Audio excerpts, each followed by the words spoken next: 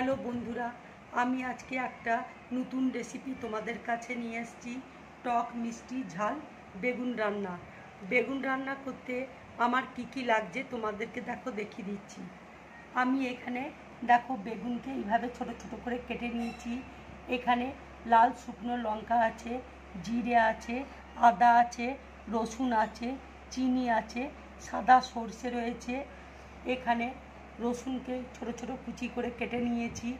এখানে কালো সর্ষে আছে, নুন আছে, হলুদ আছে, কাঁচা লঙ্কা কুচি রয়েছে, কারি পাতা রয়েছে, ভিনিগার রয়েছে। এবার দেখো লঙ্কা, জিরে, আদা, রসুন আর এই সাদা সর্ষে আমি একসাথে বেটে নেব।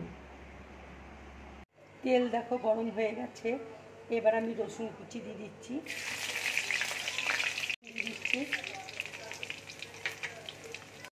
এবার দেখো কারি পাতা দিয়ে দিচ্ছি। এবার দেখো বেগুনটা দিয়ে দিচ্ছি।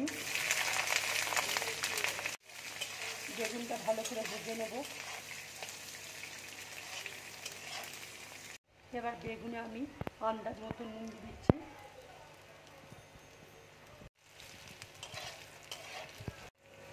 এই রান্নাটা আমি পুরোপুরি সর্ষের তেলে রান্না করছি। এবার দেখো আমি কাঁচা লঙ্কা কুচি দিচ্ছি, আন্দাজ করে হলুদ দিয়ে দিচ্ছি।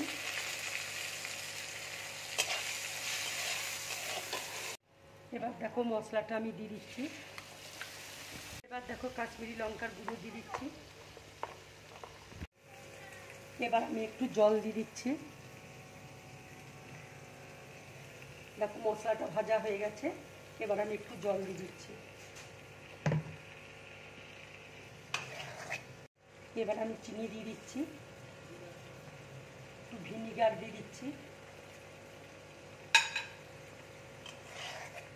এটা টক মিষ্টি ঝাল এই রান্নাটা হবে। দেখো রান্নাটা আমার হয়ে গেছে। এবার আমি গ্যাসটা অফ করে দিচ্ছি।